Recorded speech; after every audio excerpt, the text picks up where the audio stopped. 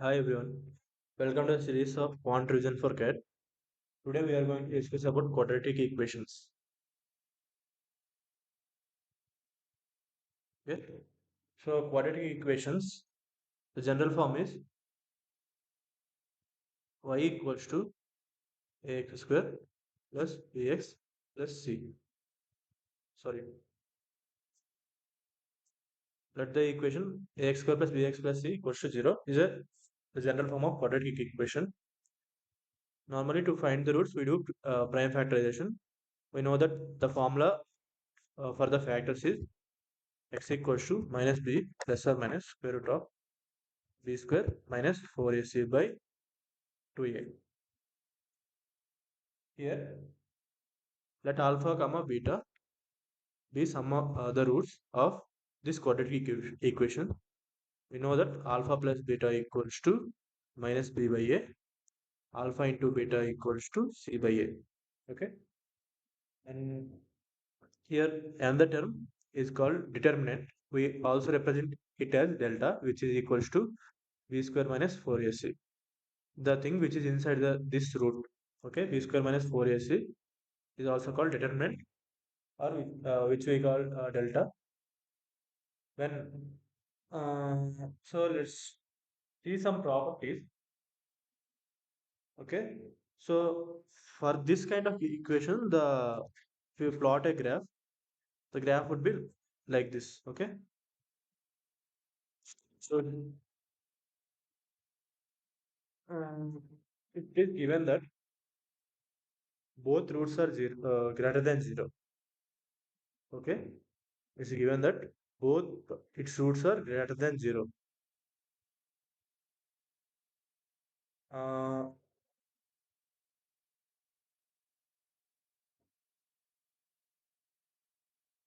if it is given that both roots are greater than zero, then we have some conditions. What are the conditions? Since it is alpha, this is beta. The middle point is minus b by 2a. Okay, we'll get the local minima.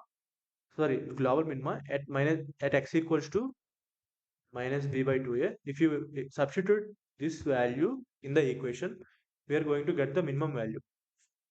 So here it is upward facing parabola. That means a is greater than zero. When a is greater than 0, only then it is going to be upward facing parabola, or else it is going to be downward facing like this. If a is less than 0, it is going to be downward facing. So here both the roots are greater than 0. Then when x equals to 0, this is f of 0, right? When x equals to 0, we'll get a value, and that is this point. F of 0 is this point. Okay. So if both roots are greater than 0, then we have these conditions. The very first condition is delta should be greater than 0. So we have forgot to discuss one thing here about this delta determinant. If delta is greater than 0, that means this square root is defined, right? So that means roots are real. If delta is greater than 0, roots are real and not equal. If delta is equals to 0, then that means roots are real and equal, and both the roots are x equals to minus b by 2a. So if delta is less than 0, that means square root of something which is undefined. That means roots are imaginary. So it will not cut the x-axis at any point. So so for both the roots to be positive, there are three conditions. The first condition is delta is greater than 0. Second condition is minus b by 2a greater than 0. Why? Since both the roots are positive, that means minus b by 2a will also be greater than 0. Okay. Okay. The third condition is f of 0 greater than 0. Okay. Let's see this from the graph. From the graph, if both the roots are greater than 0, and since it is an upward facing parabola, f of 0 is greater than 0, and alpha and beta both rights towards the right side of the graph. that means right side of the y-axis, that means sum of the roots will also be so midpoint of these roots will also be greater than 0. Since it is an upward facing parabola, we have to uh, let's discuss about this point. At this point, we are going to get the local minima. Okay, local minima. What is local minima? When we put x equals to minus b by 2a in this equation, ax square plus bx plus c, put x equals to minus b by 2a, we get the value of 4ac minus ac minus b square by 4a. Okay. So y equals to minus this point coordinates are x equals to minus b by 2a, y equals to 4ac minus b square by 4a. If it is a downward facing parabola, that means at x equals to minus b by 2a, we'll get the maximum, and this will be the maximum. If a is less than 0, we'll get maximum. This has maximum. If a is greater than 0, we'll get this as minimum. And we'll look at a note point. If alpha comma beta are roots of x square plus bx plus c equals to 0, then the equation for which 1 by alpha and 1 by beta will be roots are a into 1 by x whole square plus b by x plus c equals to 0. So that means uh, by solving this equation, we get cx square plus bx plus a equals to 0. So sum of the roots here is 1 by alpha plus 1 by beta, right? Which is minus negative of x coefficient by y coefficient, which is minus b by c. Product of the coefficients, which is 1 by alpha into 1 by beta equals to a by c. We'll take a special case or an example where square root of 3x square plus 4x plus 6 minus square root of 3x square plus 4x plus 1 equals to 0. This is P, this is Q. Sorry, that it equals to 1. So that means P minus Q equals to 1. So this entire term is P, this entire term is Q. Now squaring P square equals to 3x plus 4x plus 6, right? Q square equals to 3x plus 4x plus 1.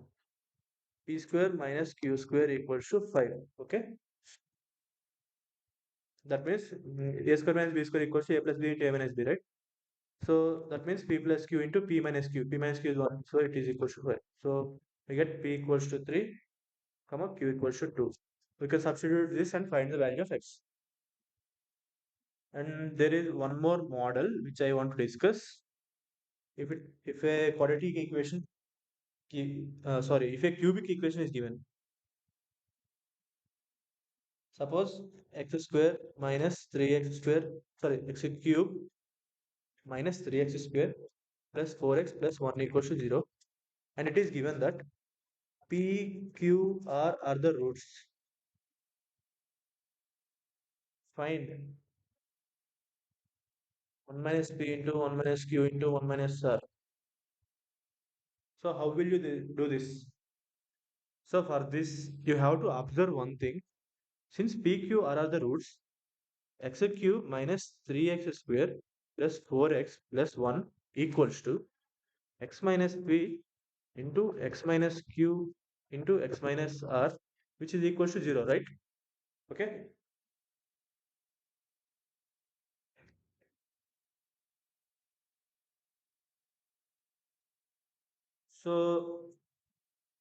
So we get this will be equals to 0.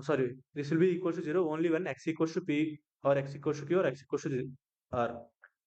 So in this equation, if we substitute x equals to 1, we'll get 1 minus p into 1 minus q into 1 minus r. We'll get some value. That is what they are asking, right? So this kind of problems you can simply write it in this way. If there is a coefficient of something like a, you can put it a here, or else you can simply do it in this way. So that's it about today's video. In the next video, I will try to cover some special cases like the most frequent questions which were asked by CAT.